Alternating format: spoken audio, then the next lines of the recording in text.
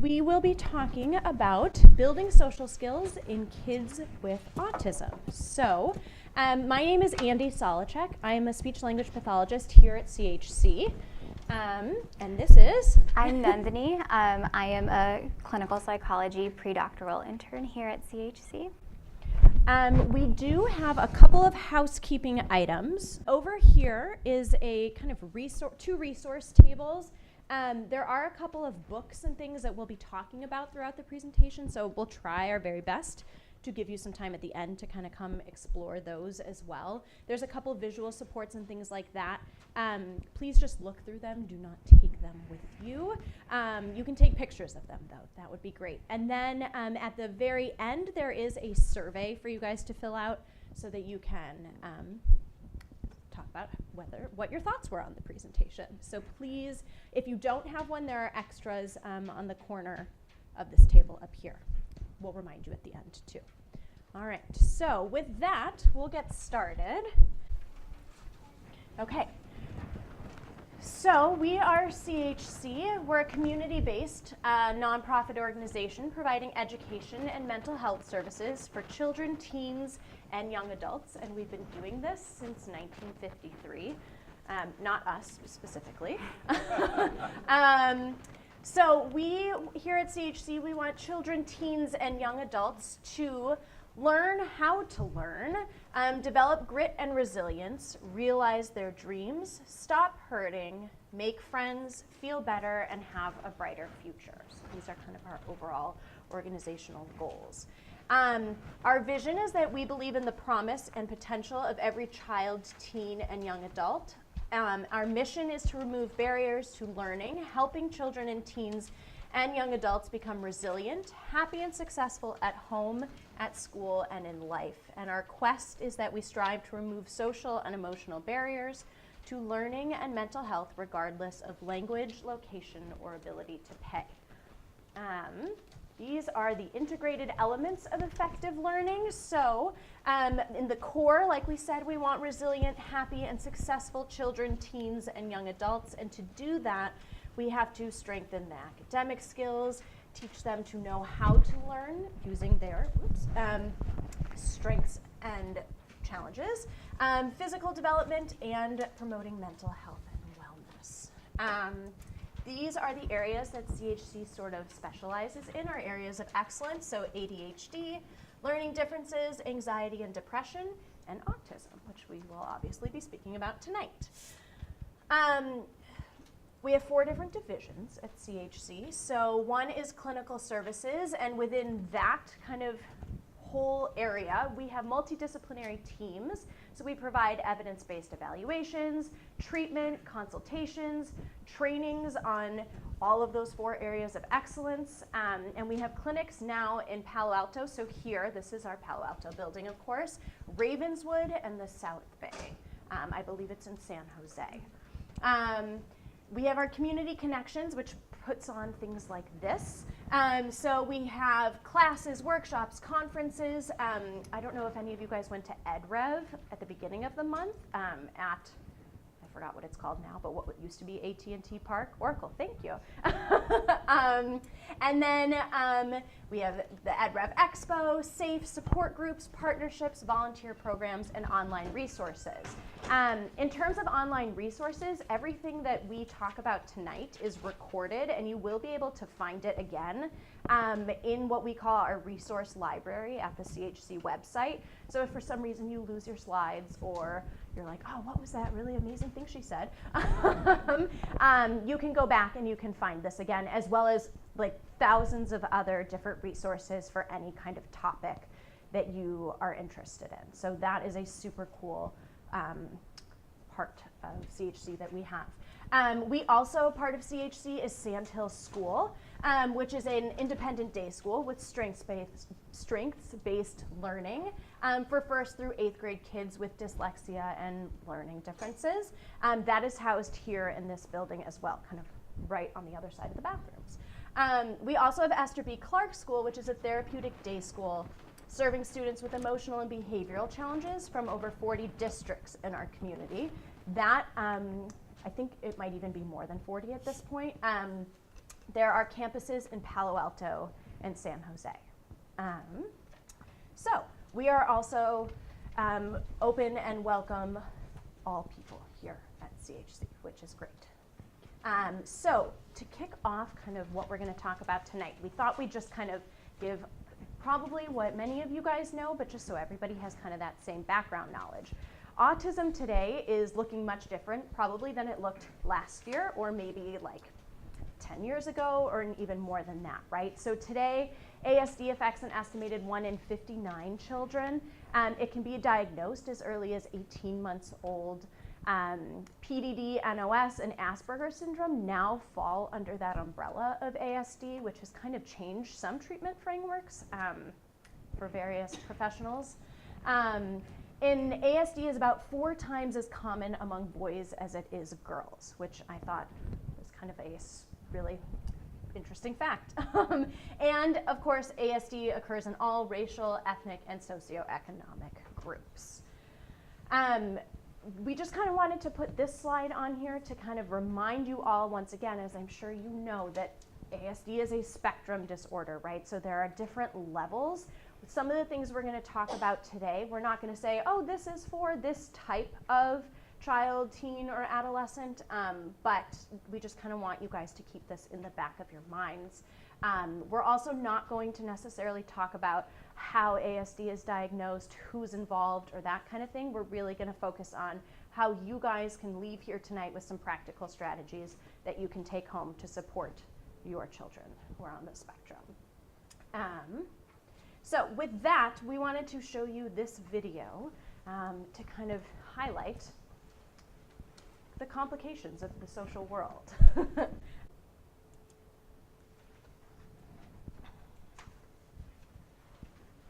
Good, you're just in time.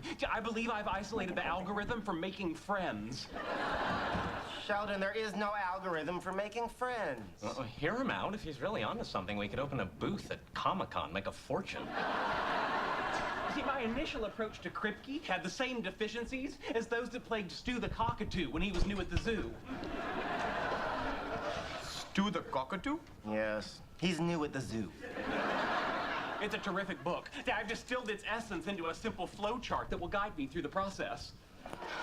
Have you thought about putting him in a crate while you're out of the apartment? Hello, Kripke. Yeah, Sheldon Cooper here.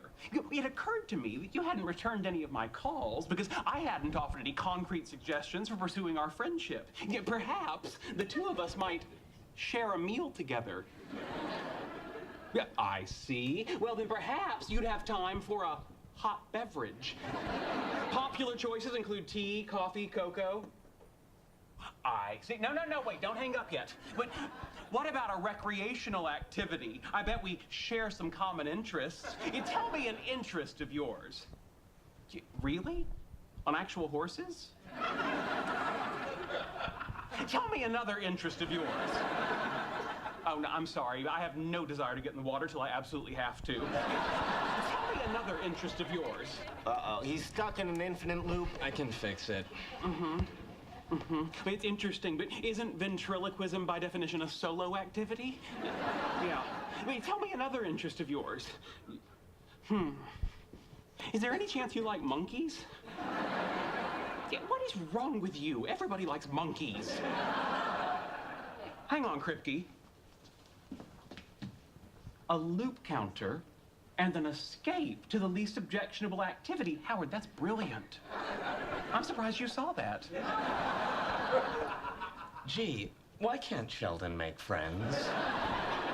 All right, Kripke, that last interest strikes me as the least objectionable, and I would like to propose that we do that together. Tomorrow. Yes, I'll pay. All right, goodbye.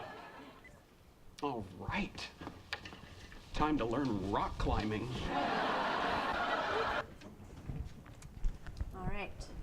Friendships are complicated, and they're complicated enough for, I think, neurotypically developing people of all ages. And so now if you add on an autism spectrum disorder where friendships and social skills are not intuitive really at all, you can see how it would be really nice to have something as concrete as a friendship algorithm that gives you an escape, right? If you are not sure how to get out of it, and maybe if you're stuck on that rote, I'm going to keep going because that's what this says, right?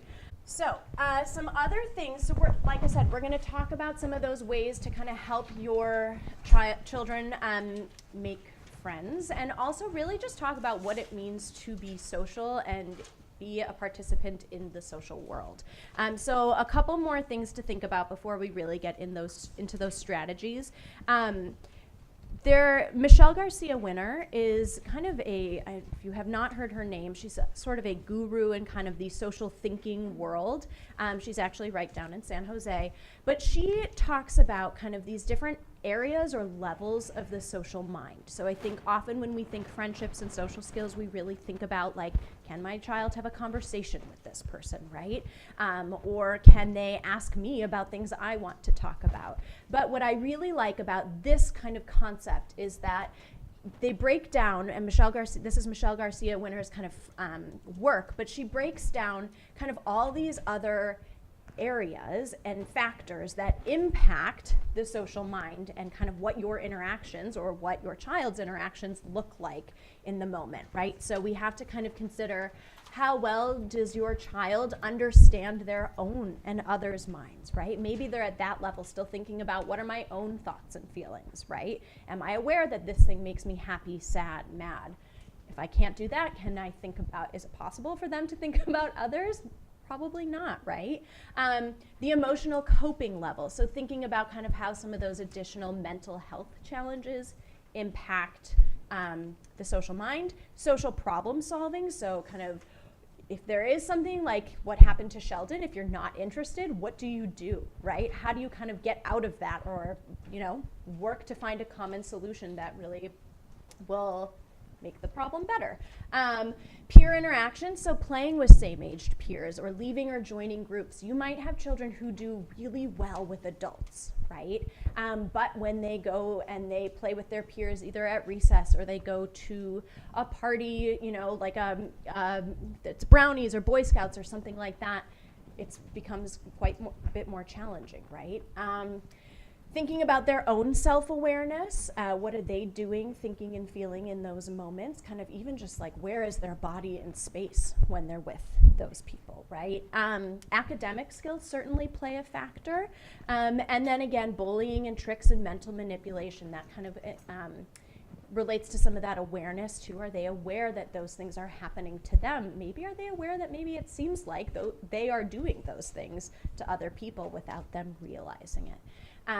So we included kind of, you'll see in our back at one of the last slides, there are some resources, but there's a whole article on socialthinking.com where Michelle Garcia Winner and Pamela Crook break down these levels of the social mind, and I believe there's 6 or 7 that begin with kind of that socially challenged social communicator. So that's sometimes when we think of our more nonverbal kids, all the way up to the socially anxious social communicators. So that might look like kind of that level 1 high functioning autism. Maybe things are going really well, but there's just some kind of quirks and nuances that your child might be missing. And then to the resistant social communicators. So things like maybe your child really doesn't think any of these things are a problem, and they're really not yet bought into that idea of I need friends. You might have had conversations with your child who has said, I don't care about having friends, right? That's kind of where that resistant social communicator comes in. And it's really nicely broken down here. So again, I think the point is, if you've met one person with autism, you've met one person with autism, right? So just kind of, again, to keep in the back of your mind, as we're talking about all of these different things, what we really want you guys to take away from this is 1 or 2 strategies. We're gonna throw a bunch of things at you, but 1 or 2 or 3 strategies that you want to really try to implement at home, because taking these all home and trying to implement them for your child might not work. And it, quite frankly, is pretty overwhelming as a parent. So just keep that in mind kind of as we continue to talk about this. So with that, we're going to talk a little bit more about what we mean when we're talking about social interactions. So what are social interactions? I feel like when we think about it, it's like two people talking to each other.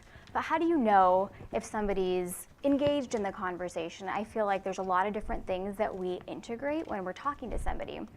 For example, how somebody's mood is. If you can tell if they're interested, if they're bored, if they're feeling sad, if they've had a bad day. If there's my coworker, if I normally make eye contact with her when we're talking, if she seems distracted and she's not looking at me and her posture is like this. There's a lot of different things that are involved in social interactions that I feel like aren't often thought about when you think about talking to somebody, because it goes just beyond what's being said. So facial expressions, body language, gestures, relatedness, so how you can relate to somebody else and empathize and pick up on what they're feeling. Timing, am I trying to talk to somebody as they're trying to do something, or can I pick up on the cues that's like, okay, maybe I should come back later because this person seems really busy. And most importantly, it's the integration of all these complex social cues that can make these social interactions really overwhelming for just the average person. And imagine if it's hard to read those cues and it's hard to put all of that together, that could be really, really scary. So a lot of our communication is nonverbal. So a lot of what we're trying to express and show is nonverbal. If you're looking at somebody's facial expression, even the tone of how they're talking. If I was talking really, really, really fast and really high pitched, you might think, oh, she's probably a little nervous to give this talk. I'm trying to slow down, so you can't actually tell. Body language, so how do they look? How is their posture? Are they really fidgety? Do they seem restless? Touch, how close are they to you? Are you making them uncomfortable? Do you know how to read their social cues and then adapt accordingly? Language and communication, so it's taking a lot of things. It's asking a lot of kids to be able to learn all of these things and respond appropriately in social contexts. So social interaction ladder helps kids find meanings and symbolize shared experiences. So this ladder is building, so if shared attention is going to be like the most basic form of a social interaction, like you're both focusing on the same thing together. Social referencing, so are you able to look at one another and reference? Mutual engagement, are you communicating with somebody? Are you both engaging? One rung up. Social anticipation, can you tell maybe what's going to happen next? Problem solving, are you able to engage and problem solve? And then the final rung is abstract thinking. So they build on one another, and the skills are going from like the most basic to a little bit more complex. Does that make sense? Okay. And this is kind of how we conceptualize young child social behavior. So there's so many different ways kids can interact with one another, right? And we're going from just sharing a space, so just kind of being in the same room or sharing a desk together in school. Sharing material, so like using a pencil or a pen or giving somebody a piece of paper. Waiting, taking turns, that involves the integration of reading social cues. Trying new things, respecting the ideas of others, participating with others, and choosing friends. So again, these all kind of build in terms of complexity and what we're expecting kids to do. And ultimately is like, how can our kids know and be able to pick friends effectively and adaptively? So we're going to move to social blindness. Some of the difficulties with social skills are it's really hard for us, I think, always to conceptualize exactly how challenging these things are for our kids, right? Because we can, try our very best to experience kind of that deafness or blindness. We can cover our ears, we can close our eyes, but it's really hard to understand kind of how tricky these social situations, and it's a blindness, right? It's really hard to understand. So you might have children who their teachers look at them as a behavior problem, right?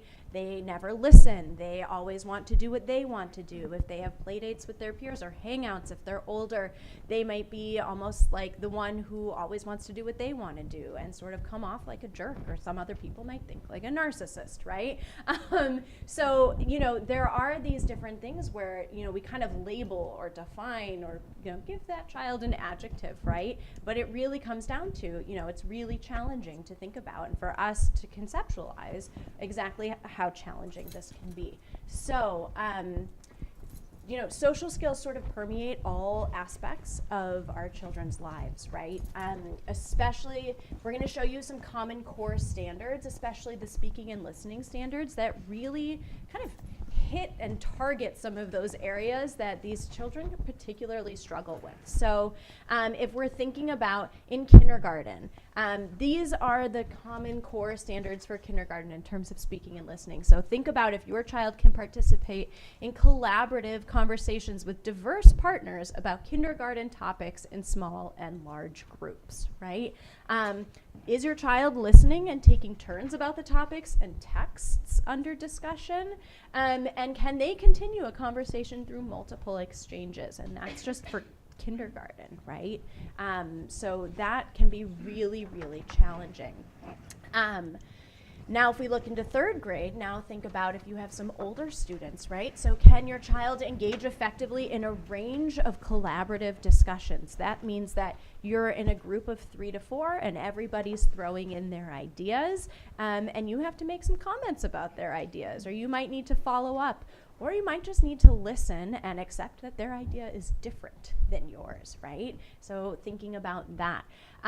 Moving into 6th grade, you're expected to pose and respond to specific questions with elaboration and detail by making comments that contribute to the topic, text, or issue under discussion. Around 6th grade is when I start to see a lot of kids kind of posing some of those off-topic comments and questions. You'll start to see, I'm seeing some nodding in the audience, like, oh, I'm not really interested in this, so I'm just going to kind of follow my own plan and kind of tell you what I'm thinking about in this moment, right? So this is kind of where we really start to see some of that breakdown happen, right? Moving into 7th grade, now you need to pose and respond to specific questions with elaboration and detail by making comments that contribute, right? So again, still looking at kind of that same thing where you're expected to contribute to the topic at hand, right? And often the teachers are not around making sure that your student is doing exactly this. And this is again where, unfortunately, a lot of neurotypically developing peers start to think, oh, I don't want to be in that kid's group because he's always off topic, or that kid never listens to my idea. They always have to follow their own plan, right?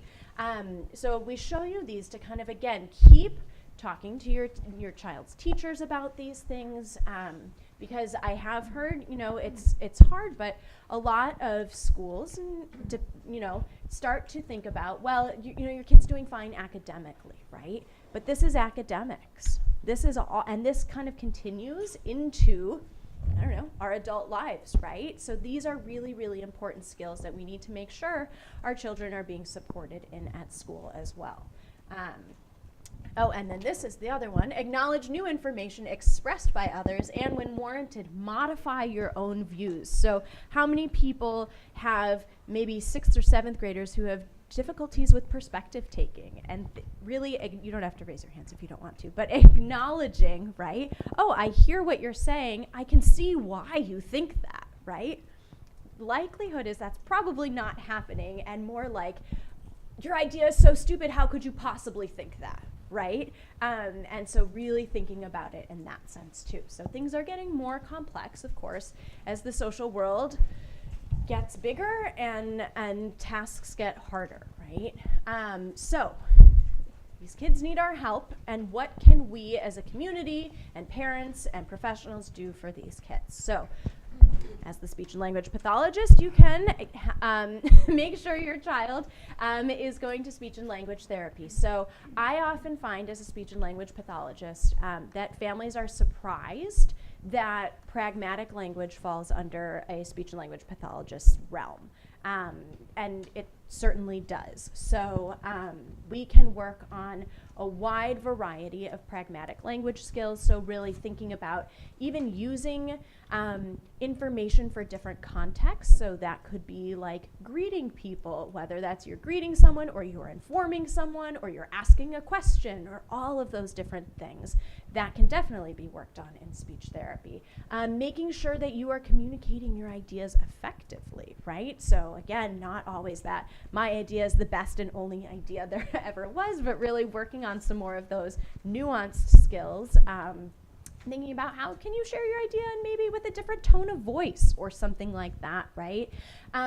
The other piece is speech and language pathologists can also target that nonverbal communication piece, right? So again, I think there's some percentage or kind of that I heard once at a presentation. If your presentation to somebody is 100%, your nonverbal body language, and I can't remember the exact percentages, so don't quote me on this, but your nonverbal body language and tone of voice make up more than 80%. I think all that's left for your verbal communication is 77%.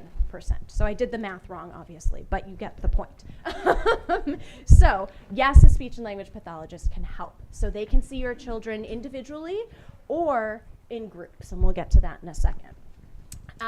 As parents, this is super important. We have a picture of some younger kids up here, but really thinking about how you can follow your child or your teen's lead, right? So Stanley Greenspan is the kind of creator and developer of something called floor time. So if you have younger children, you might have heard of that. That sort of methodology is all about following your child's lead in play. Right? So if they have a specific interest, you are modeling what they're saying, or you're modeling what you would like them to say. And even if they're not responding back, you're saying it, and you're kind of fostering that whole kind of play schema for them, right? I have done this with kids. If your kid is really into arts and crafts, using arts and crafts materials to focus on, again, as we were saying, with that joint attention, just even noticing who has the materials that they need, right? So using your eyes to really notice that and go, oh, hey, you have the marker I want. I need to ask you for that marker or show you that I would like that marker, right? If your children are really into building and things like that, again, those are amazing opportunities to kind of comment on what your child is doing, even if they're not quite at that stage of letting you into their play. You're commenting on what they're doing, or you might be building next to them and talking about what you're building. And again, those are really nice ways to follow their lead and use their interests. And again, I gave some younger children examples, but you can most certainly do that with your older kids as well. We also have social skills or social thinking groups. These are great for really kids of all ages. So, working one-on-one with a clinician is great, but again, as I mentioned, you might have kids who do really well with an adult, right? And you're like, wow, when they're with me or when they're with their therapist, things are going really well. Yet when we went to this event, things really fell apart, right? They weren't quite sure what to do, or someone said something that they weren't expecting them to say.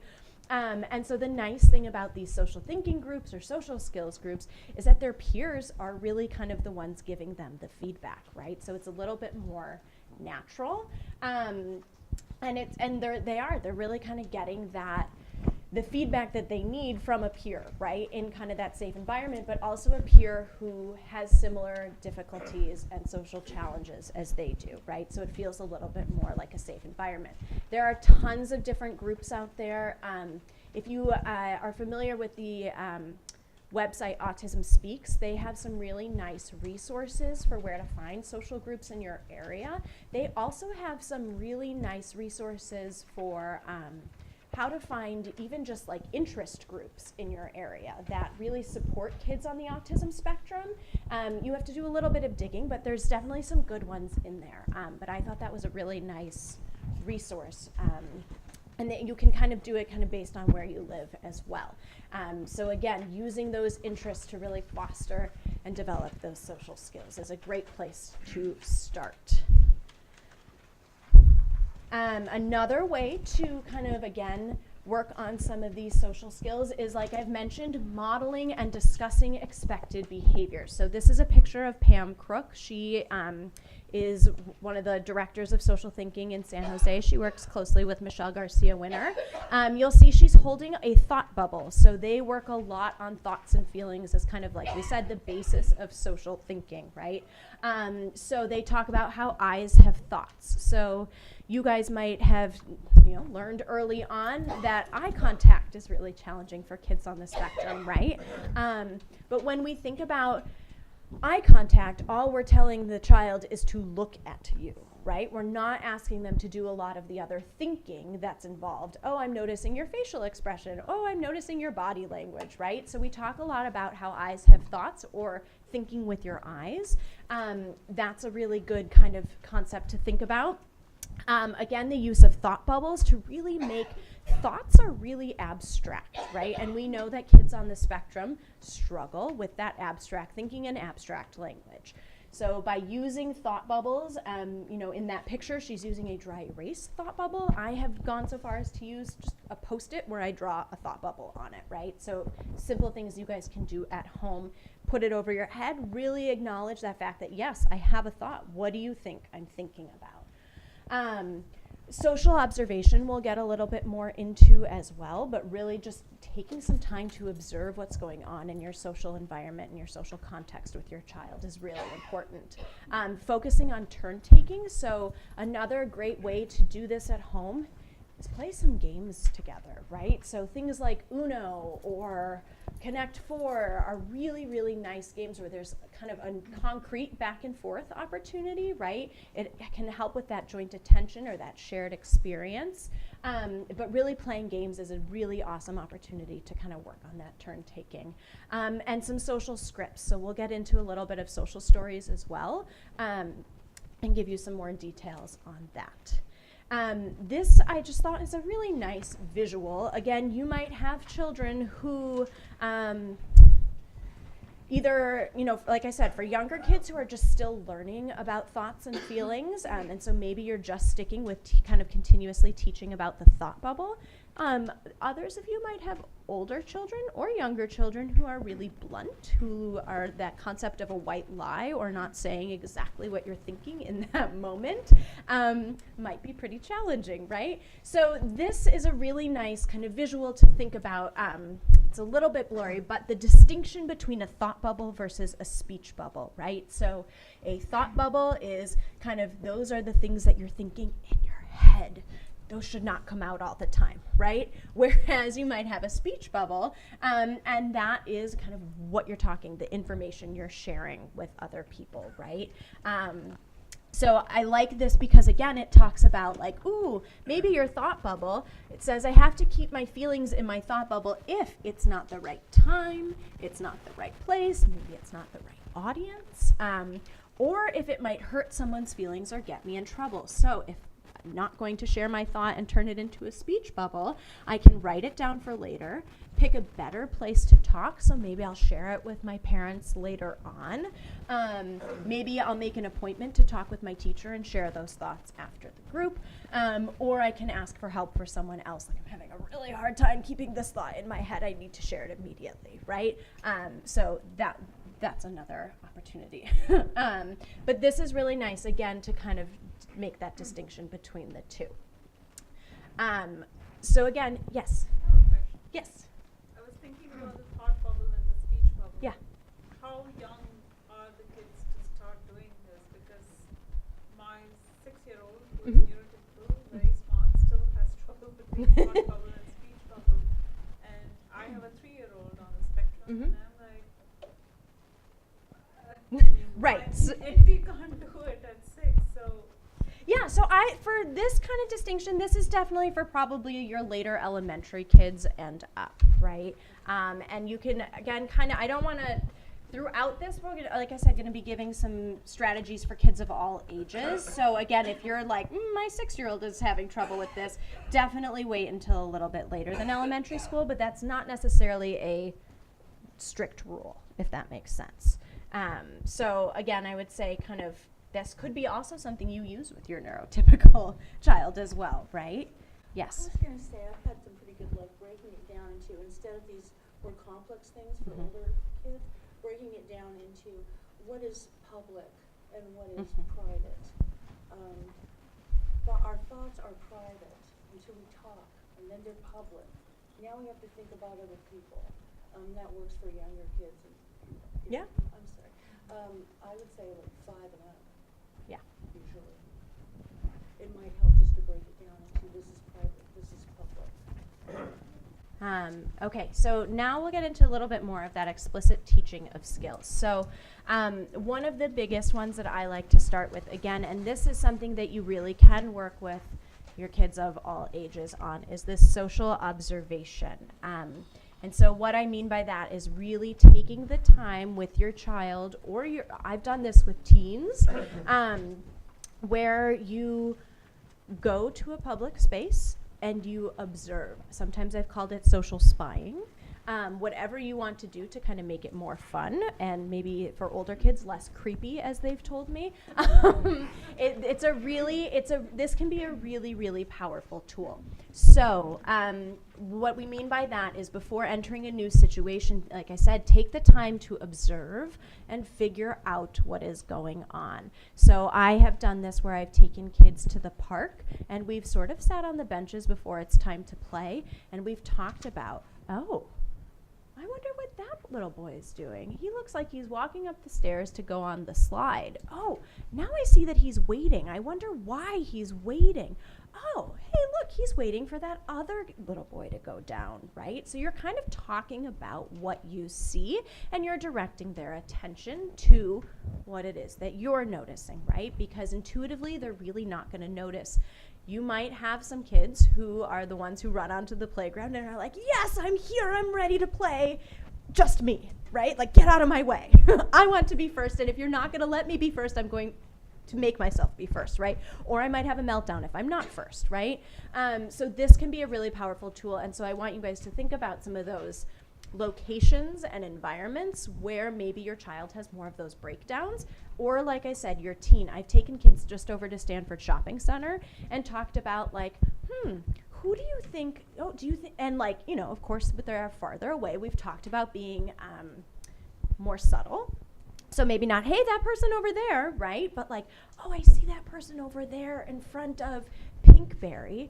They're waiting. I wonder, they're lingering outside. I wonder what they're waiting for. Oh, now I see someone coming out. I bet that's their friend, right? Oh, hey, now they're walking away together. It looked like they were waiting for each other, right? So you really can do this in a lot of different areas.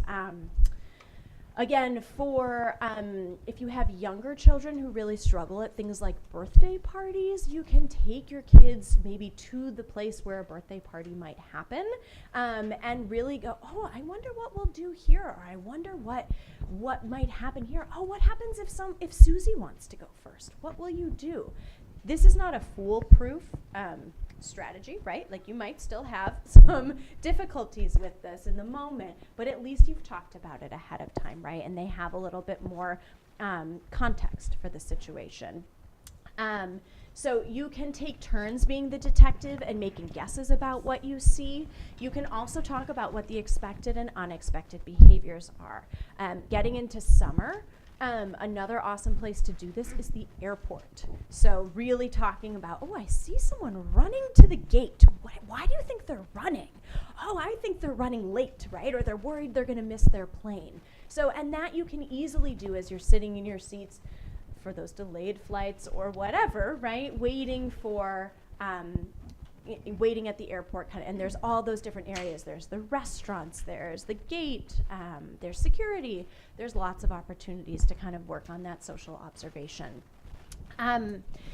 This is another tool. Sarah Ward is a speech and language pathologist who really focuses a lot on executive functioning.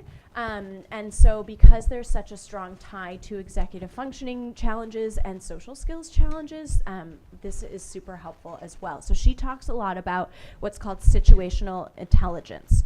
And situational intelligence and situational awareness. So she breaks it down. So her strategy is called Stop and Read the Room. Again, we have her website on the back in the resources as well. But so here is where you're paying attention to the space, the time. So the space is like, where am I? What kind of room am I in? How many times have I been in this room? Is this brand new? The time, so is it time of day? Is it what's going on right now? What might happen next, right? What did I do just before this? The objects, so really thinking about how is the space organized, right? Is it different than the last time I was in here, right? That can be really powerful too, to even just notice, those differences. And last, really reading the people. Again, that's where we get more into facial expressions, body language, and general appearance. So I have also, this is similar to kind of those social detective or social observation skills, but I think it really nicely builds on that. This can be used for generally older kids too, but again, you can break it down and use parts of this, and it's a really nice tool as well. I often say to kids, even as they're walking into my office, hey, read the room. Did you knock? Did you notice I was sitting at my computer? Did you notice I was on the phone, right? So all of those things, that kind of read the room cue can be really helpful too. So this is, you've heard me say, social detective. So again, Michelle Garcia Winner and Pamela Crook of Social Thinking have kind of created this whole kind of toolbox for you. There is a book, it's up here, it's called You Are a Social Detective, and it's a fun book. And it breaks down, again, some of those social observation skills that we were just talking about as well. And what I like about the book is it's actually fun to read with your child, and you can read 1 or 2 pages and really work on 1 or 2 of those skills at a time, which is great.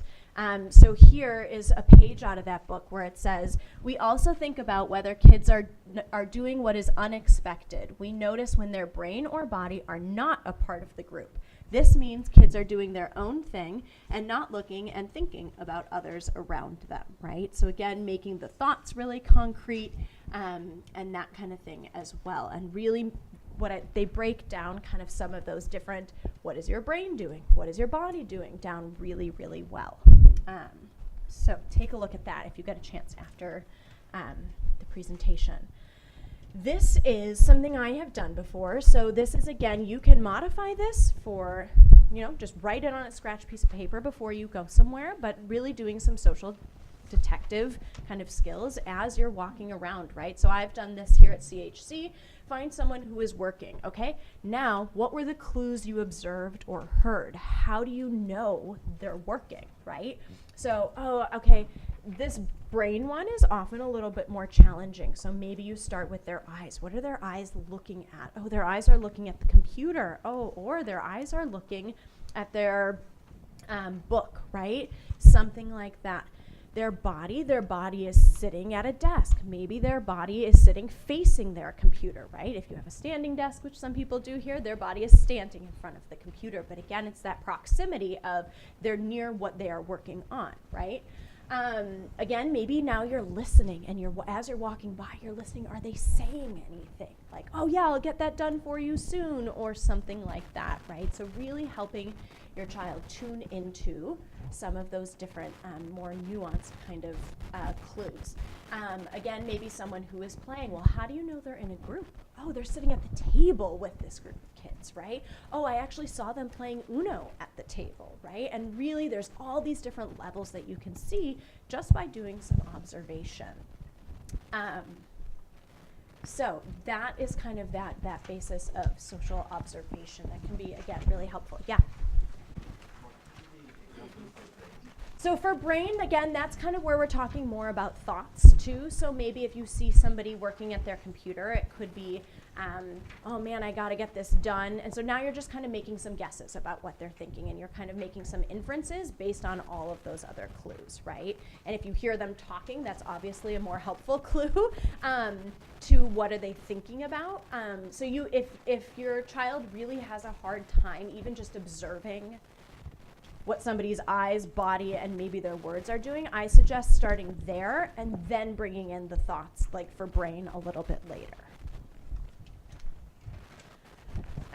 So now we're going to talk a little bit about the power of visual supports. I often have families say, well, I don't want my child to rely on the visual support, right? The truth is they might not rely on it, but they really need it to start to learn the skill and to be able to participate in whatever it is that's going on in that moment, right? So again, it's not going to, if your child maybe is has minimal verbal language, using a social story or something like that to really read to them or talk to them, or even just some pictures of what's going to be happening next can be really helpful in helping them understand the current social situation, right? So here are a couple different ones. So here are some visual schedules. These can be helpful if you are struggling just with your morning routine with your child. Again, this is a social experience with you, right? So, you know, something like this one on this is your left. So things like, okay, I got dressed, great, check it off, right? Actually have them engage in that process. Now, not only can they see that they've gotten dressed, but they can also see what's coming next, right? That's really, really helpful as well, because I think that anticipation, or sometimes kind of that, I don't know what I'm supposed to be doing next. If you don't know what's supposed to be doing next, how are you going to have kind of an expected interaction with what's happening next, right? It might become kind of uncomfortable. So this is a really nice one. A little bit more simple is just a simple first, next, then. This particular one you could use Velcro for, right? And pull it off if you've done the first thing, if you've done the next thing, and kind of the last thing as well. So if you have some 3-step things, again, making it, this first one has more steps. This second one has fewer steps. Again, think about kind of your child and how much they can kind of handle all at once, right? If they see all of that visual information, is that going to be kind of overwhelming, right? So we have a couple more communication supports up here that you can come see. Specifically, there's one related to Simon Says. So again, kind of what are the expectations during Simon Says? Okay, well, sometimes there's a teacher who is Simon. Other times the teacher picks someone who is Simon. Other times a peer picks someone who is Simon. Other times someone says, hey, Johnny, you're out. And Johnny thinks, I'm not out. You're not the boss of me, right? So Simon Says in itself is super complex. So kind of having that visual support of, again, what can I expect? What are sort of the social expectations? Okay, maybe the rule overall is that if the teacher says you're out, or if whoever is Simon says you're out, right? So having something that, again, can kind of remind your child that that's the rule. Because once Johnny is told he's out and he thinks he's not, it's too late, right? You're almost at meltdown status, right? So that can be really helpful as well, in addition to just the basics of remember to follow the command after the phrase Simon says, right? Or if you do something and Simon doesn't say, then you're out. We really wanted to also highlight the importance of regulation support. So in addition to kind of the challenges with social skills, we can't forget about emotional regulation, right? So there's a couple different things. So this one, on this side about the size of the problem. So this is something by Leah Kuypers. She's an OT, an occupational therapist. She does a lot of work. If you've heard of zones of regulation, she talks about, if you've seen the blue, green, yellow, and red zones, and really talks about kind of thoughts and feelings in that sense. But regulation is a big factor into social thinking and social skills, right? Because if you're dysregulated, or if you are feeling frustrated or overwhelmed or high energy, your social interactions are going to look a little bit awkward.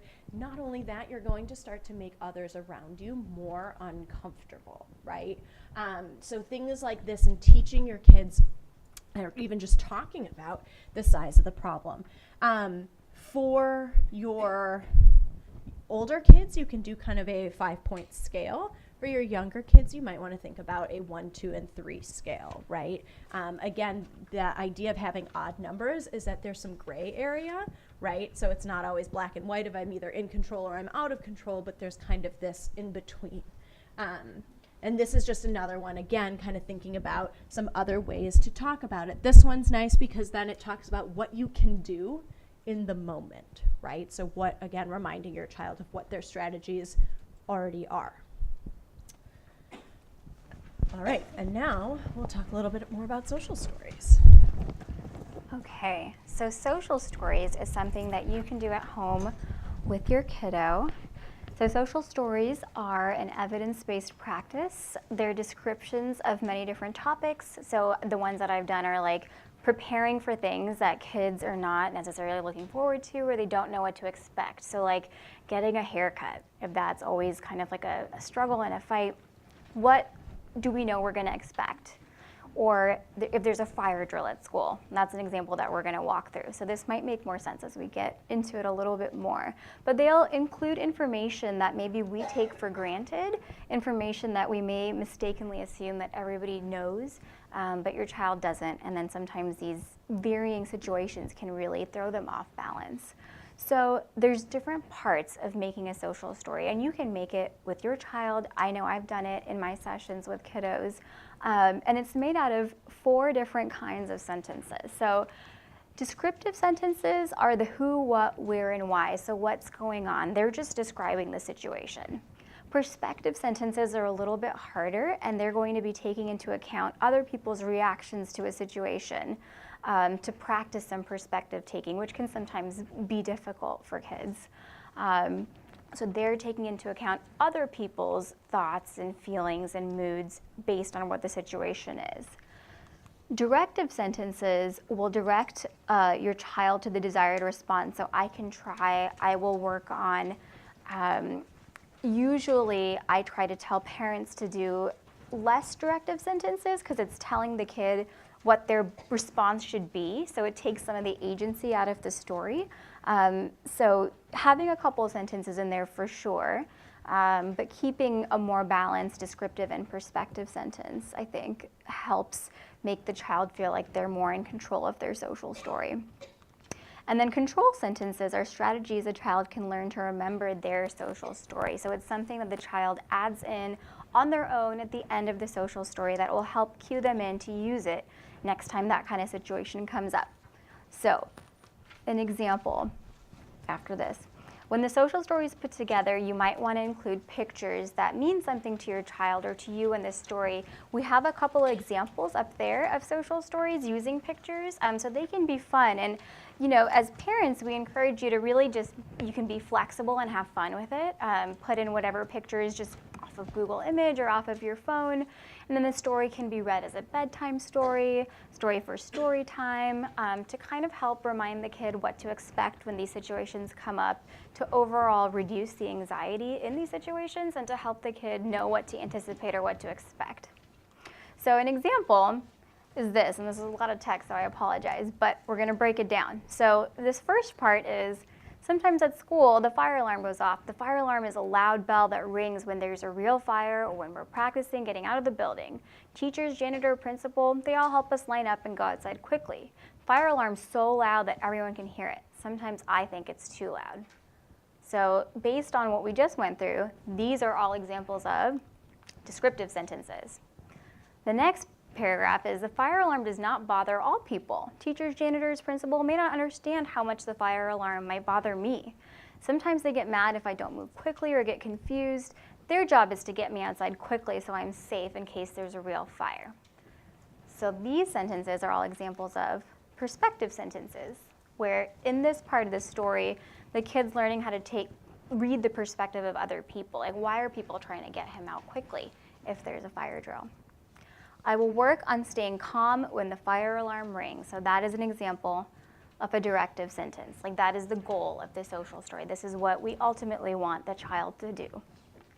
And lastly, when the fire alarm rings, I will think about dinosaurs following each other out of the forest to escape burning meteors. So next time there's a fire alarm, they can think about dinosaurs, and that will cue them in and remind them to use this cute little story.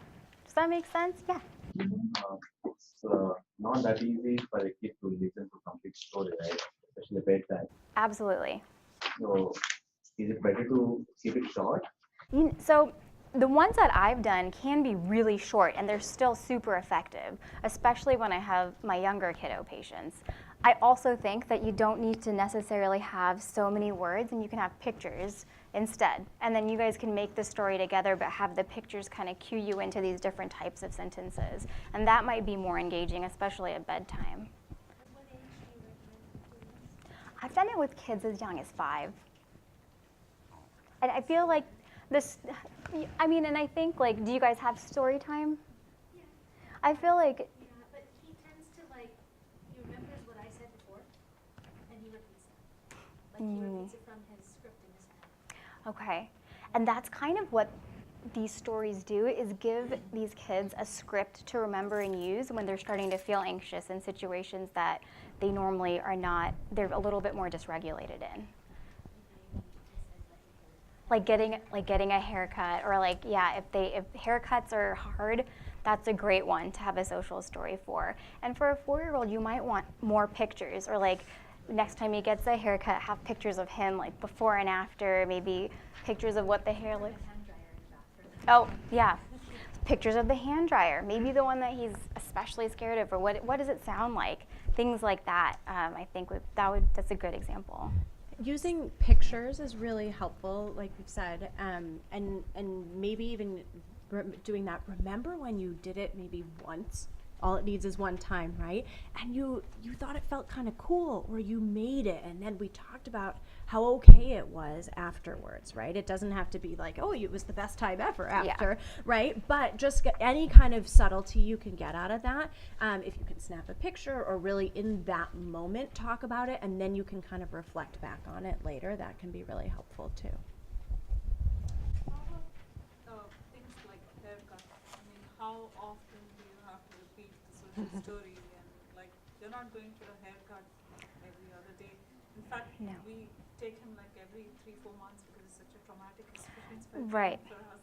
Right. So, I mean, do we just keep reading it to him once a week? I think like I would gauge based off of how anxious he might seem. Like maybe closer to a haircut time, you're going to be reading that story every night. But if you just got a haircut and you're not going to have to worry about it for 3 to 4 months, you can create it after he gets a haircut, make it together, and like remind him and read it every so often. And then as it's getting closer to the anticipated anxiety event, you're going to be looking at it more frequently so that he knows what he can expect. So it's not like you just read it once before. Correct. Because we read it to Yes. the dentist, we just did it once. He refused to go inside, sit on the dentist's chair. Dentist that's a great example of another time to use a social story, and like really take pictures of like, this is what the chair is going to look like that you're going to sit in. Here's a picture of your dentist. Like anything to help reduce some of the unexpectedness of it, so he really knows what to expect. I just found when kids like Elmo, they have a whole set of social stories. Elmo and Cookie Monster. Where did you find that? I just Googled for Elmo autism, and they have like 8 stories. Oh, that's wonderful. Could people on that side of the room hear? Elmo social stories. Sounds like it's really good, especially for the much younger kiddos. Yeah. Thank you for sharing that. It's helpful. Okay. Any other questions about? Yeah. It sound like for a much younger kid, how do you apply this for like a 10 years old? He's reading on his own, like 5th grade level. What do you do if you're going to apply this? I think, like, do you have a situation that you can think of that would be particularly anxiety provoking for your child? Like something where the story would be applicable? So like I'm thinking for a 10-year-old, maybe the end of the school year when you're going to a different grade and there's a lot of changes and kids can pick up when the teacher's like trying to wrap up this year in like 4th grade or whatever. Having a story like this, I think maybe not having so many pictures, but having more descriptive sentences about what to expect, what they might be able to do if they're starting to feel anxious at the end of the school year, what strategies they can use. So I think it's going to look a little bit different if you have an older kid. But I still think that these are pretty effective, and I've definitely used them with my patients who are a little bit older as well. The other thing I've done with patients who are older is Google some images, right? Even though if your kid is reading, that's fantastic, but everybody likes to oh, what can we find that makes you think of this, right? And doing a quick Google search. And so if you're, not only are you working on it together, but you're making it a little bit more fun rather than just you're reading this thing that seemingly is telling you what to do, right? So that can be another good strategy. So this is an example of a social story that one of the clinicians here made. We have copies of it over there. And this is like just a very basic one with pictures, right? So we're gonna make smoothies. We need this type of yogurt and this types of fruit, and we're gonna use this blender. Then we're gonna put this and this into the blender. I think maybe there's a little bit more of it somewhere on that sheet. This is just part of it. This is just a part of it. But something like this to help really lay out for kids what to expect step by step in a way that they feel is comfortable, that they have control and help in making, so that they feel like they have more agency in something that they're not quite sure of. Okay. So the next part that's similar to kind of similar concept necessarily, not necessarily similar to social stories, is social behavior mapping. We've been talking about Michelle Garcia Winner a lot. This is a concept where you talk about, again, kind of the social emotional chain reaction. So here's an example of a blank one. So you have this situation, and again, these are more situation specific, but again, the hope is that if you do these enough times for these certain situations and review them, you'll start to see that the expected behaviors are actually similar in lots of different situations, right? So you would start with, okay, so what's the given situation? Okay, so what you can actually start with is the unexpected. Sometimes this is a little bit more fun and more engaging and certainly easier to identify, right, for some kids. So let's say it's listening in class, right? Okay, or even, as parents, if you're waiting for like a doctor or you're in the waiting room somewhere, right? Unexpected would be crawling under the chairs, screaming, you can come up with a lot of different unexpected behaviors.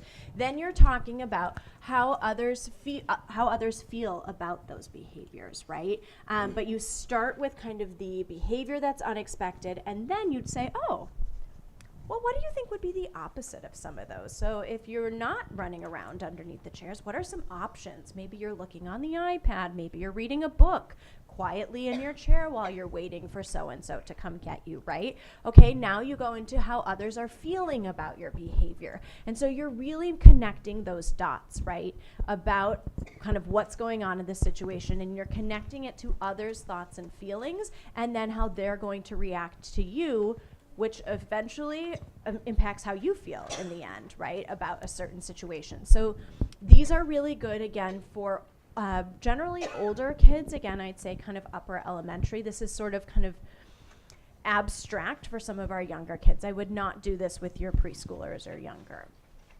This is an example, again, of a specific situations, so behaviors that are expected for learning as part of a group in the classroom, behaviors that are unexpected for learning as part of the group in the classroom.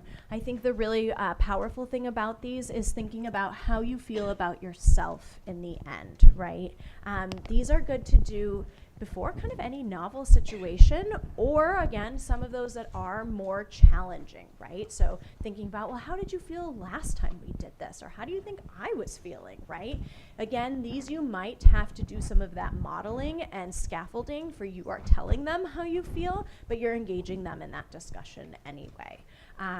And again, these are really nice because they're kind of connecting all those dots along the way. So thoughts to feelings to behavior, and then circling it back to how it impacts you in the end. We have that social behavior mapping book that we had up here. If you also go to socialthinking.com, they have a couple different ways you can do that. Yeah.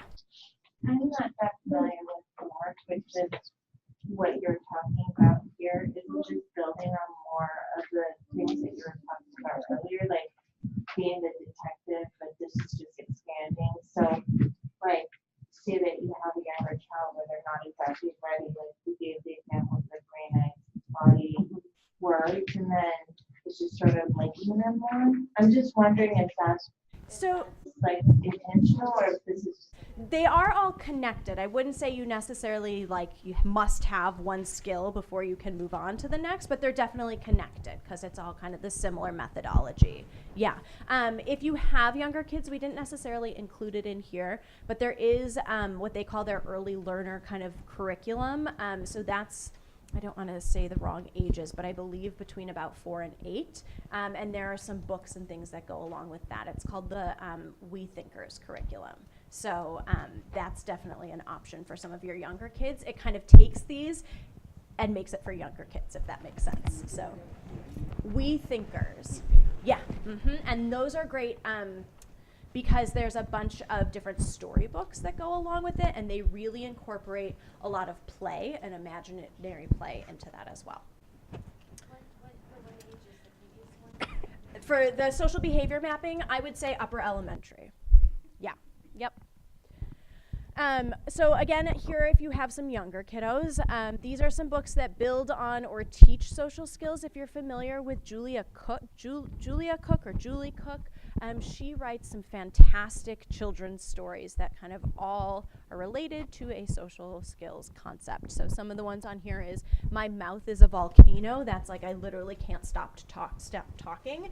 One of my personal favorites is Personal Space Camp, right? So if you have some kiddos who really can't figure out like, ooh, if I need to be touching you all the time, or if I'm too close, am I in your space, right? That's a really awesome one. So these are a bunch of hers at that top row. Decibella is another one of hers. Whole Body Listening Larry we have up here as well. That is written by Elizabeth Sauter. Again, talking about kind of for younger kids, what are you doing? How are you showing that you're listening with your whole body, that brain, eyes, body, words, again, for younger kids. I really like Alexander and the Terrible, Horrible, No Good, Very Bad Day. Again, if you have some kids with some difficulties with emotional regulation, I've done that Size of the Problem, and we've talked about the different problems Alexander has throughout the book, and he has a lot of difficulties in that book, right? So it's really fun to kind of talk about all those different things, putting Post-it notes in the book, and just another nice way to use some of those books. Again, the How Do Dinosaurs. There's How Do Dinosaurs, so many different things, and those are really fun too.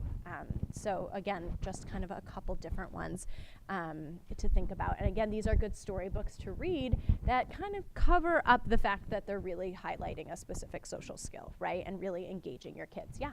I had a question. It's along the lines of a book appropriate for like perhaps a 4-year-old, 5-year-old.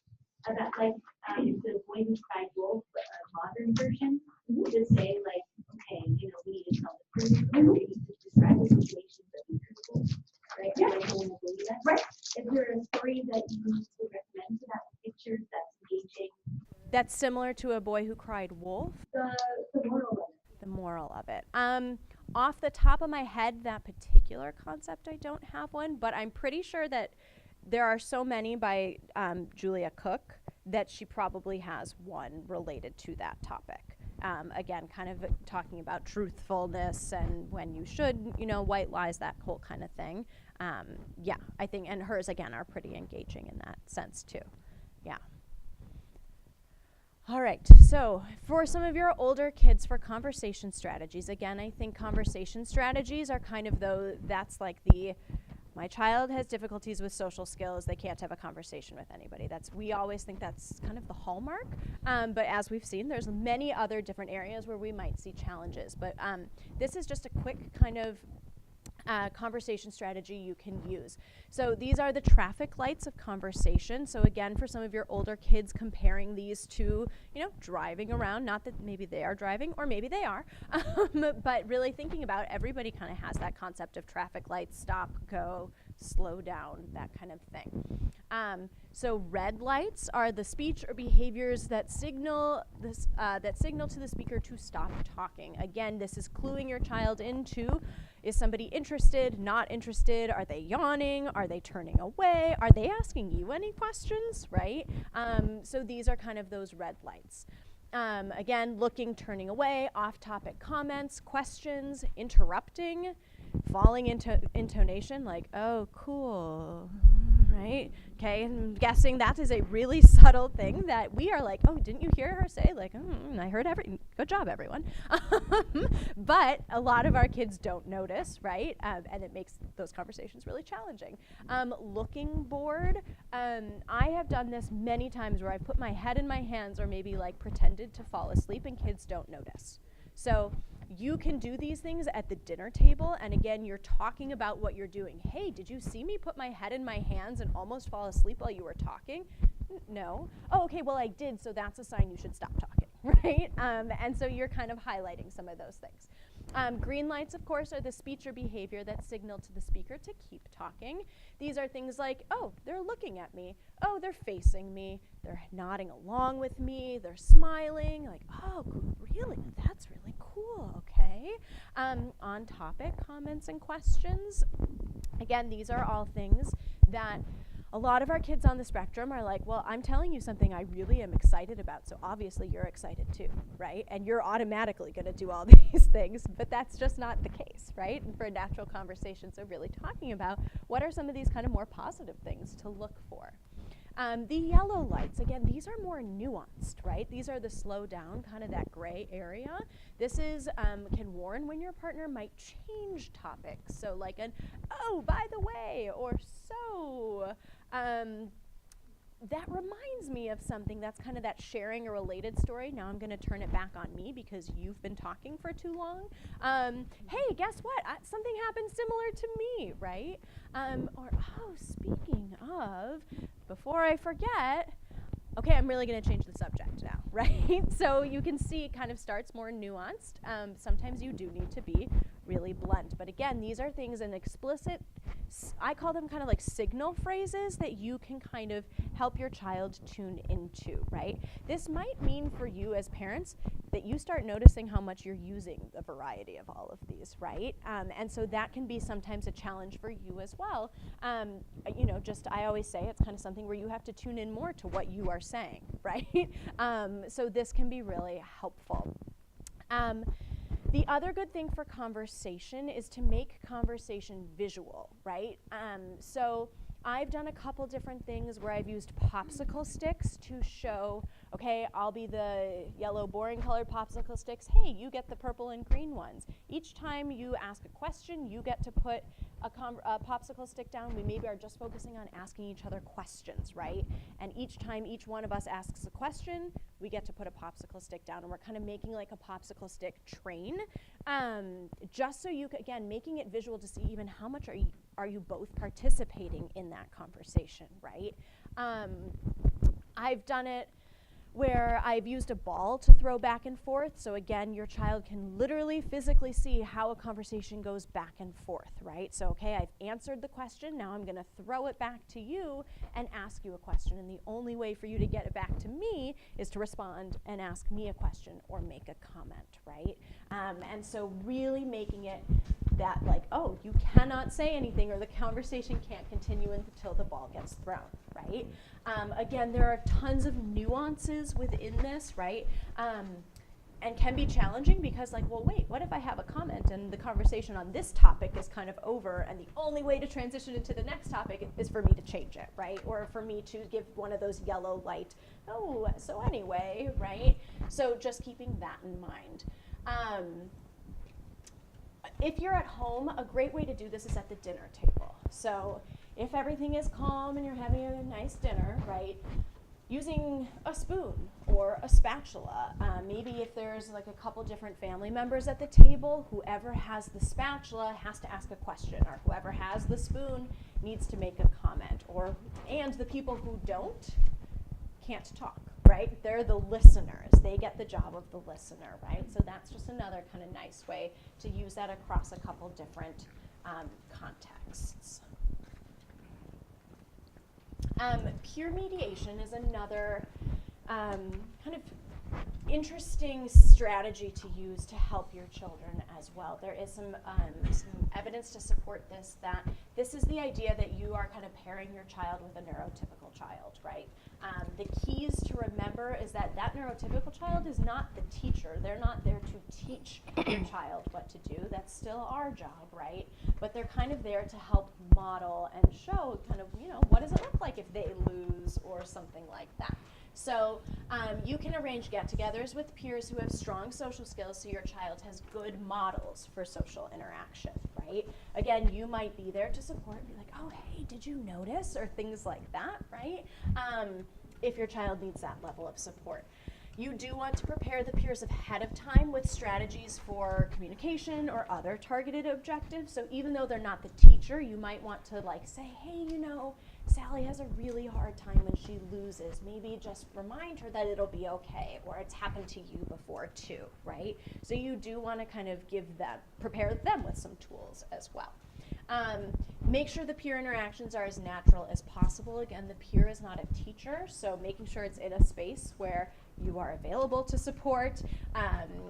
It could be at the playground, or it could be kind of in the playroom at your house or something like that as well. Again, this is one of those times when maybe using a social story beforehand or using one of those social behavior maps can be really helpful, because you want to arm your child with the necessary skills before having them apply them in a social setting. So maybe you are trying out a new game at home first with your child, and then maybe you're inviting a peer over, right, to kind of play that game as well.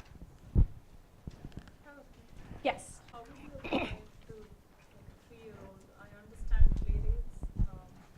My 3-year-old is a big boy, and I feel somebody comes in a play date who's just going to go for their jugular. They didn't give it their toy. Yeah. Just kind of. So again, I would use kind of your social stories or things like that far before, and again, being available if something like that happens. Some of those younger kids, again, unless you have like another 3-year-old who really, even I'd say that's a little bit young for this too, to think like, oh, that child will also stay calm if someone grabs their toy or something like that, right? Yeah, so that I would say probably wait until they're a little bit older. I mean, I'm just hesitant to even have a play date because I feel it's just going to be a complete mess, and then they'll never ever want to come and play with them ever again. Yeah, and that's totally understandable. So I think especially for younger kids, I would say really focusing on your play with your child, right? And because I'm sure those things are happening if you take their toy as well.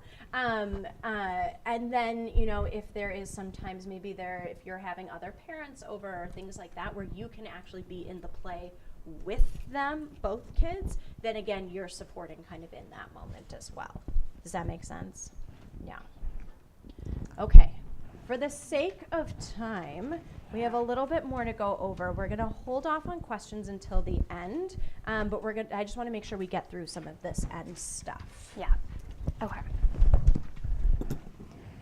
All right, so non-literal language is basically what it sounds like. So it's making interpretations in conversations. When somebody makes a joke, I think a lot of times we see kids on the spectrum can have really concrete language and take things really literally. And if somebody's joking around or playing with them, it can be taken really offensively, or it could really hurt their feelings if they don't know when someone's trying to make a joke. So non-literal language is really important in terms of social communication, because it helps kids feel like they get it. They're a part of whatever conversation's going on. They're not the one person that's sitting there being like, oh, I didn't get that. That wasn't really funny. There was a study done in 2011 which asked kids, so which one is the blind house? The right answer being the house without windows, because the windows are like eyes. Or which foot is a turtle? This one was a little confusing to me, but it's the one with the, C, so the one with the toes poking out, like as if it's in a turtle shell. But it's being able to make these connections, and what they found was that kids on the spectrum had a significantly more difficult time answering these questions compared to neurotypical kids, even when they were matched on verbal IQ and overall IQ. So it had nothing to do with their ability to verbalize or their language production. It was more just not being able to wrap their minds around getting metaphorical language and making those kinds of interpretations. Idioms are something else that can be really difficult. In this little comic, he says, hey, are you getting sick? Your voice sounds kind of pony. And the other one says, sounds what? You know, a little hoarse. This happens to be my dad's favorite joke. So I've heard this one before. But that, you know, if you're not following along with what they mean, this could be hard to understand. So we want to help kids know the intention and perspective in conversations, which is why people use things like idioms and jokes and metaphorical language. So we have a couple of resources. There's idioms by kids, so pictures of literal meanings actually drawn and illustrated by kids, which is really cute, and has some stories with idiomatic expressions. And the goal of these books, and there's more books that we're going to be sharing with you guys, is just to help kids get exposure to what these might mean and know what they might mean, so if they hear it in a conversation, they'll be like, oh, okay, they didn't mean that literally. So there's these books as well. There's a frog in my throat, and it's 440 idioms about animals. Who knew there were that many idioms about animals? And this is targeted for kids from 2nd to about 6th grade. The World is Your Oyster is another book about idioms by Tamara Hames. Commonly used inspirational idioms for first grade and up. I'm in a Pickle, which is Other Funny Idioms by Marvin Turbin, and it's 30 idioms comically explained with like these cute little illustrations from 1st to 5th grade. Mad as a Wet Hen, like I had never heard of that idiom, by the same person, many with historical origins. For 3rd to 6th grades are targeting a slightly older group of kids. Michael Barton is a guy who is diagnosed with autism spectrum disorder, and he, in high school, started to get really frustrated because he couldn't be a part of some of these conversations. He's like, I don't get it. So he started to illustrate and write down what different phrases meant that he was taking quite literally, but were not being used literally. So, for example, his head is in the clouds. He'd draw a picture of a guy with his head in the clouds, but then have a line down below that explained what that meant. And that is in a book that he published called It's Raining Cats and Dogs, and it's all of the idioms and the things that he found confusing going through high school as somebody on the spectrum to help explain to other kids how he interpreted and made sense of it. Okay. All right.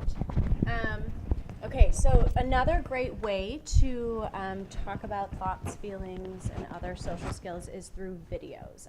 There are a lot of verbal videos where people are talking and there's conversations happening, and there's a lot of awesome nonverbal videos as well. So some of those things like Pixar shorts and things like that. Anna Vagan is a speech and language pathologist. She wrote this book, Movie Time Social Learning, where she uses movies to teach social thinking and social understanding. So in her book, she has a whole wide range of movies that you can use and that are good for kids to talk about. And whether you know, the idea is to kind of watch the entire movie, stopping and pausing and talking about it and things like that. But as you can imagine, stopping and pausing a movie with your kids might not be ideal, right? Especially to talk about what are they thinking about? Why are they doing that? What do you think might happen next, right? So while this one is great, she also has another one called UQ Feelings, and this is where she's using some of those online videos that are all over YouTube. Again, I have done this where I have found many videos myself, but what I like about this book is that she has pre-selected online video links and summaries in her book. The level 1 is UQ activities are for kind of some of those maybe younger kids or sort of emerging social learners. So maybe if this is new to them, you might start there. And then a level 2 UQ activities, again, where you're talking about thoughts and feelings and things like that. The thing I really like about YouTube videos and things like that is we can use our phones, we can use our iPads, it's pretty accessible. And again, if the thoughts and feelings concept is you can just kind of put a Post-it note right on your iPad or whatever it is that you're looking at and kind of talk about it that way too. So here are some we have a couple videos. I just want to show you, this is one, I'm going to skip this one because I want to actually show you the next one because I actually think it's kind of funny. So this is for the birds, the kind of synopsis of this one, and you can find this one easily on YouTube. Again, it's a Pixar short. The synopsis is there's this kind of quirky looking bird at the top, and these birds kind of get angry that he wants to come hang out with them. And there, like I said, there's no talking, there's kind of a lot of squawking and bird noises. But again, you can kind of make some inferences and guess, oh, why do you think those birds are getting angry? Oh, why? What do you think they're going to do next? What do you think his plan is? So there's lots of great questioning that can happen in this one. The next one that's super cute, and this one we'll show a little bit of, is Ormy the pig. Kind of the general overview is this is Ormy. He has a jar of cookies at the top of the refrigerator. And so he is trying all of these different ways to no avail to get his cookies. So we can kind of take a quick look at this one. Okay.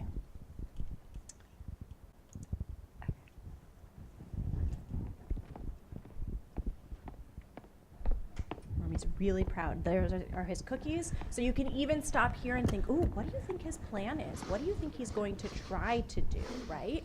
Ooh, I see him smelling something. Oh, I think he wants the cookies, right? Ooh, now he really wants the cookies. Okay, I see him reaching for it. He still really wants those cookies. What do you think he's going to do with the broom? And the guesses you'll get from some of these are funny, and they're also maybe so on target and maybe kind of off target, right? So you can talk about some of that.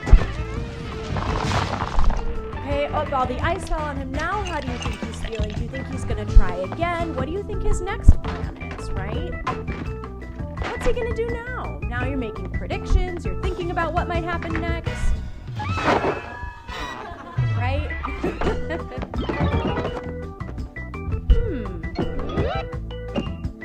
Oh, he's so close. I think he's gonna get it this time. Oh no, right? Oh man, now how do you think he's feeling? He's feeling frustrated. Maybe he's gonna keep going. Oh, he's definitely gonna get it this time.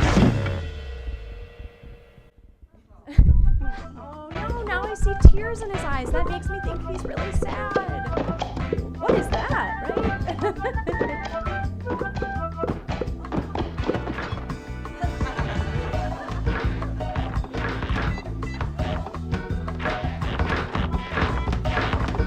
How do you think he's going to get out of this predicament? Uh-oh.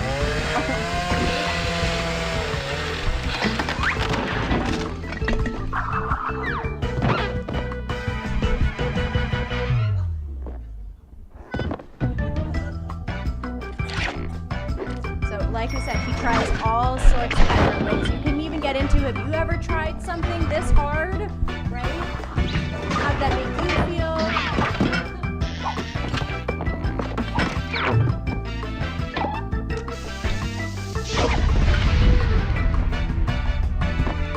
He's so close, he's definitely gonna get it. What? He's in a plane now? Where'd that come from?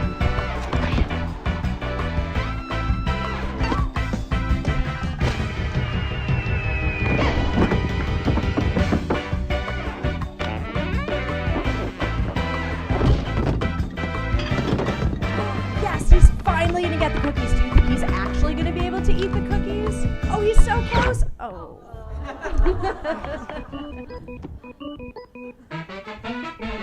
Okay, so you can see how in just kind of a quick video like that, there's a lot to talk about, stopping and pausing, talking about what he's feeling, what might happen next.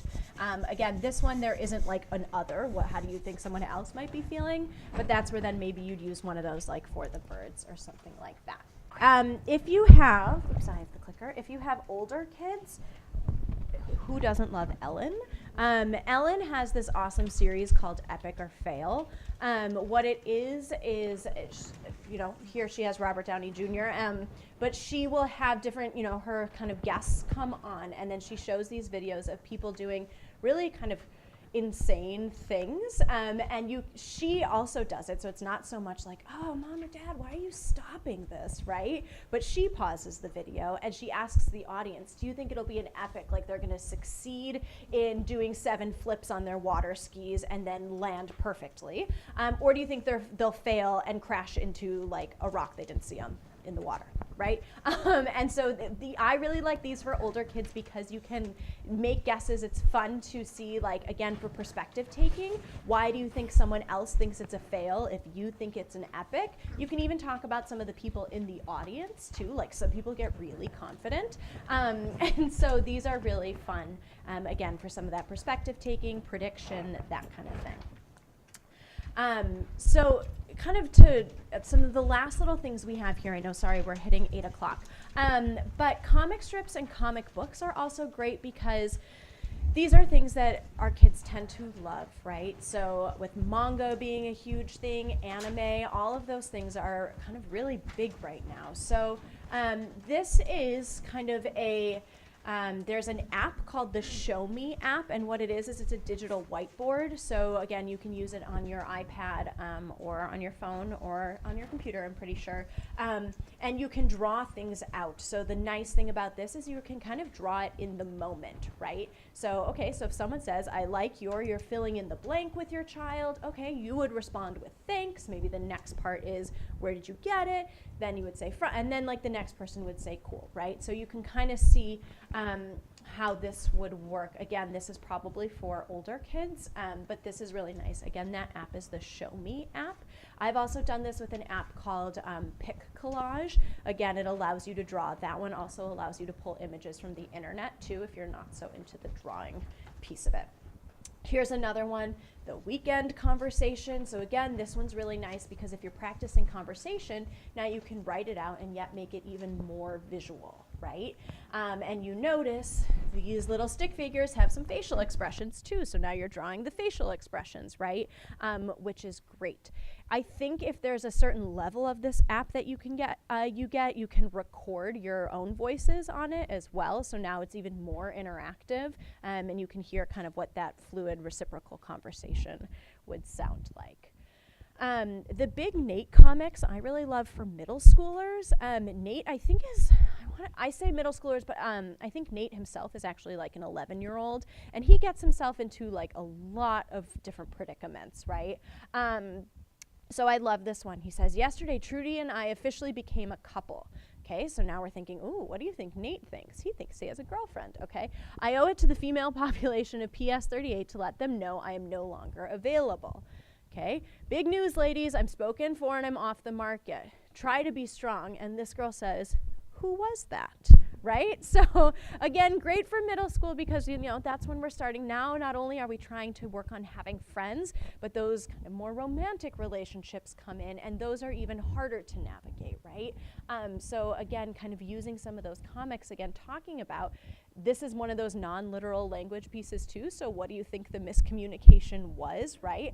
Oftentimes our kids won't get that, so they will need our help to kind of make that connection of he thinks, right? The problem is he thinks he's this hot shot and people really don't know who he is, right? So he almost has an inflated sense of self. These you can find online if you Google Big Nate comics. They also have books, I think there are Big Nate books. So you can get that probably at your local bookstore or on Amazon. Now superheroes, so this is for kind of our upper elementary school kids, right? So you might have seen this Superflex kind of curriculum. Again, we're back to Michelle Garcia winner and Stephanie Madrigal, who wrote these books. Superflex is a superhero, and the idea is that you are a Superflex and you are using your Superflex brain to fight off the unthinkables. And the unthinkables are kind of all of these different characters that they've developed that all kind of deal with challenges that many of our kids do, right? So there's Rockbrain, the one who gets stuck on his ideas and literally cannot see any other way. There's Glass Man, who has an extreme meltdown every time something doesn't go his way. There is Energy Harry. Maybe your child has a whole lot of energy, right? And it's making people have uncomfortable thoughts around them, right?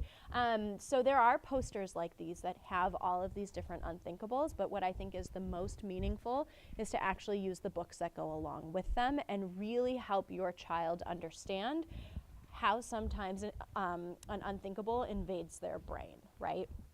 And so really thinking about that. Here, more specifically, is Rockbrain. So like we said, he gets stuck on your own thoughts, answers, and solutions. He gets you to do only what you want to do without thinking about the group. I think we all have our own, a little bit of Rockbrain in ourselves, right? So the nice thing about these books is they go through strategies. How can you defeat Rockbrain? How can you get him out of your brain, right? So things like listen to your group's ideas, be flexible, allow to follow someone else's plan. Now, saying these things and teaching these skills is one thing, right? These take a lot of practice to go through, right? Practice, reflection, seeing it in others, seeing it in ourselves. It's not necessarily a foolproof strategy.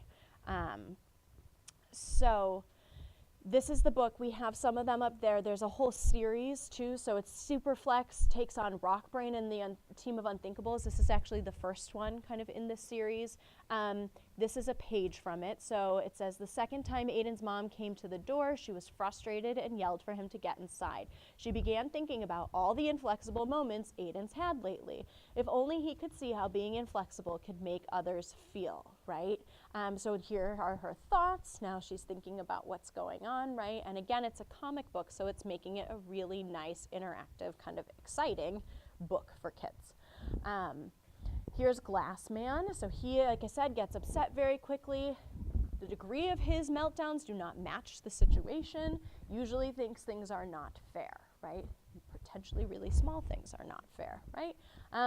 Again, some more strategies about what you can do to defeat Glassman.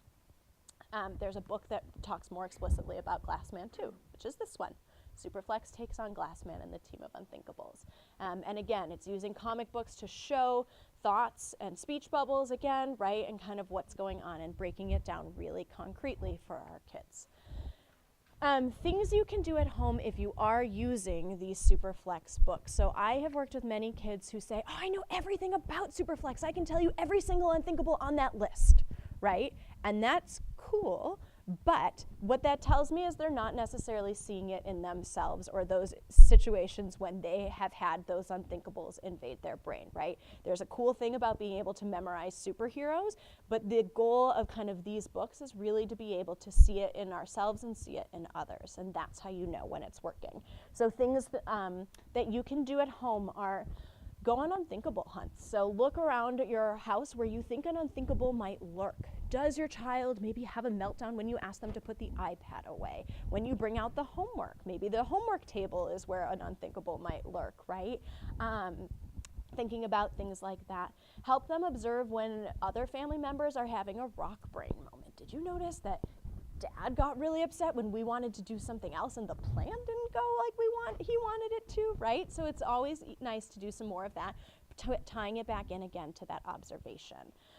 Again, playing family games, like we said, is a great way to focus on some of these skills. So identify, this is a positive, when they are using their Superflex brains, right? Hey, you let that problem go. Hey, you let me take another turn, or you didn't get upset when you got skipped, or something like that, and you're really making a big deal about that. That can be really powerful. So lastly, we are just going to talk quickly about graphic novels. These are for the older kids. One quick note about Superflex. I know we have a couple people in here with younger kids. Before Superflex, that's when you're going to want to use some of that We Thinkers curriculum, kind of for those younger kids. So Superflex is really awesome, but again, it's kind of more if you've done the social detective and you already have some of those really nice observational skills, then you'll want to move on to the Superflex pieces. So graphic novels for our older guys. So there is this series, the Middle School Confidential series. It's kind of this really cool, it's an app and a storybook. So again, multiple locations you can use these. They talk a lot about different middle school issues. So things like, how can you tell if a friend is really a friend or if they're a bully? Sometimes that can be really hard for our kids to understand, right? If someone's making a joke, as we just talked about, sometimes we think that's really cool, but they're not understanding that they're actually being made fun of, right? So really helping them problem solve some of that. And it's narrated by kids, which makes it kind of that much more beneficial and interactive for them. And so again, you can YouTube that. I think it's just YouTube the Middle School Confidential series, and you'll find some more of that as well. The last one that we're going to talk about is the social fortune and social fate. This is great to use with middle schoolers and high schoolers. Kids actually love this book. So what's really awesome about this is it's one book, but it has two sides. So a social fortune is when the interaction went really positively, something went really well, you did something, others felt really comfortable or proud or interested in what you did. That would be the social fortune, and it really breaks it down and into why, right? The other one is social fate. So that is kind of where it didn't go so well and things, maybe there was more of a negative interaction, right? And again, is a really nice tool. Again, it's for kind of that middle school and high school. So it talks a lot about some of those issues that your kids might find occur at those ages. And again, that social fate is really breaking it down into, well, why didn't it go so well? Why didn't it go the way that you wanted it to? And so that's another good one. You can see that's another Michelle Garcia winner and Pam Crook tool. Okay, so finally, we've made it. Like we said, we threw a lot of information at you guys for various ages, various levels of the social mind, all of those different things, various levels or areas on the autism spectrum too. So there are some, obstacles to success. So if you, like we said, are using a social story one time, that's not going to be enough. You kind of have to almost train your own brains as parents that you are now going to be sort of thinking out loud quite a bit, right? Commenting on what you're seeing, thinking about your own thoughts a little bit more and modeling those for your kids. That could be considered a higher dose, right? You know, if you're doing it when only in those successful times or only with things, you know, we talked about using your kids' special interests as kind of building on that or nice opportunities, but try whenever you can to kind of use a newer situation too to kind of expose them to some of that as well, things they might find in situations with their peers. Again, limited opportunities for generalization, so try to kind of practice these things in a couple different areas. Once you feel like it's strong enough in one or two, start to expand that more, and they can kind of start to connect the dots on their own of, hey, these are actually expected behaviors in a whole wide range of contexts, right? If there are limited opportunities, it's not going to go so well. So, again, decreased motivation too. That is a big factor, unfortunately, for our kids on the spectrum if they consistently feel like things are not going well for them, right? Or, as I talked about at the beginning, some of those more resistant guys. So I don't need any friends, I don't care, that kind of thing. That, unfortunately, is going to be a barrier to success. And so finding some of those, again, ways to engage them in those things that they might find motivation in will be really helpful. So thank you for coming. Sorry we ended a little bit late, but I think we have time to take a couple of questions. Does anybody have a more general question that they want to ask now? If not, we can stick around for a little bit to ask. Yeah, in the back. How do you deal with the rock brain thing, getting fixed on thoughts, getting stuck in the loop, kind of thing? So really highlighting again, so the question was, how do you deal with a rock brain moment, right? Getting stuck on like a particular thing or a particular outcome. That would be, again, in those more positive moments, reflecting on that or preparing for what you know will be a rock brain moment and talking about it ahead of time might be a good way. Yeah. Any other? Yeah. Yeah. My daughter, she's 8, she just recently told me every time you said kidney beans or you talked about somebody's kidney or something like that, she thought it meant kid's knee. Yeah, that's yeah. Yeah. So that's a great example. I don't know if everyone could hear, but we were talking about kidney beans and she kept thinking you were saying kids' knees. So that, again, is maybe an opportunity to find some of those idiom books, right? And start exploring some of those. One last question, I think. Oh, yeah, sorry. This is again compared towards younger kids.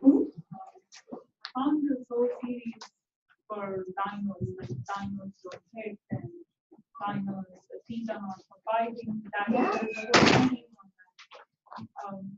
I read to him, I read it often. Do they really work? I mean, I don't know. So again, that's a great example. The question was, if you have a book that's like dinos don't, their teeth are not for hurting or things like that. Not only reading the book, but then talking about it in those other contexts too. So maybe while you're playing with dinos, then you're talking about it too, right? So then you're talking about it in play, you're talking about it while you're reading. All of that can be really helpful too. So again, just kind of finding those opportunities to use some different contexts to talk about it. He seems to be just keep reading social stories and keep reading these books. And maybe try linking it back in too. So like when you're reading this story, like, do you remember earlier today this happened? Like, so to really make it explicit rather than waiting for him to make that connection, especially for the younger guys, I feel like just laying it out there because they are literal and that he might have some difficulty making that jump. But I think you're doing all the right things. That story sounds like a perfect fit.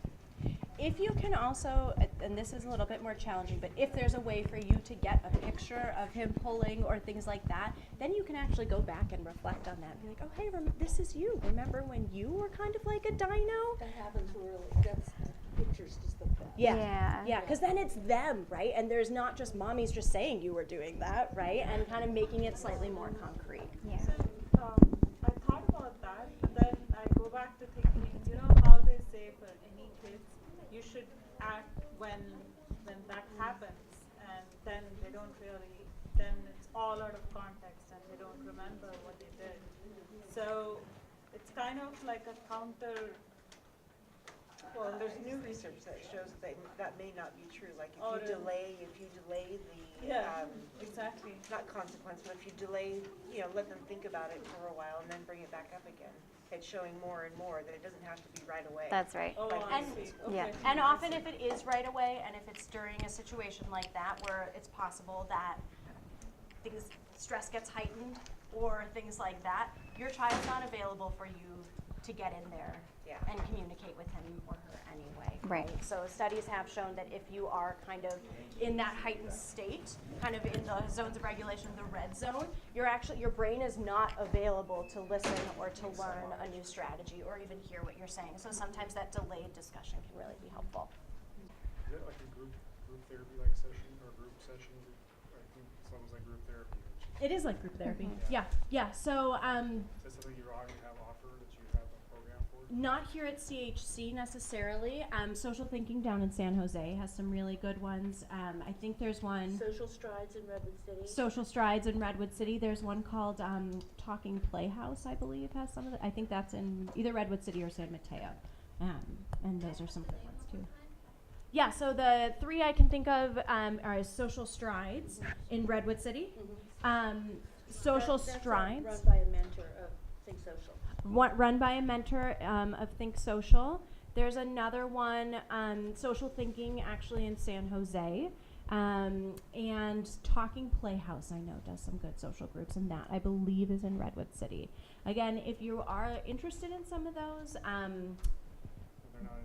go to, like, Autism Speaks has some good resources for some of that. Parents Helping Parents is a really good one. And so they often have some good resources too, where, again, you can talk to other parents who have had some good success there, and some things like that too. Is that one of the more successful approaches? If your kid is ready for that, yeah, and a lot of those places have groups for different age levels too. Yeah, one last question, yeah. So these strategies will work for non-verbal kids also, or do we need to change? So some of these, that is where you will want to focus more on using some more of those visual supports, and more of even focusing on some of that joint attention. So kind of some of the more basic things we talked about at the beginning, because they might not be able to have that back and forth conversation, right? So maybe you're more focusing on just kind of what are they doing or what are they noticing in their environment, right? So really kind of using some more of those, maybe even not the social stories, the really wordy ones, but just using pictures to kind of go through even like what happens next in a sequence or things like that. Or using, there's some other good tools for primarily nonverbal kids where like they can start to work on that, making requests and things like that too. PECS is a really good strategy. That's a whole kind of modality too, and it uses different pictures to help your child kind of work on making requests or even show what they're thinking about too. So that can be a good one too. Yeah. Thank you all right. Thank you, you guys. Absolutely. We hope you found this helpful. Thank you.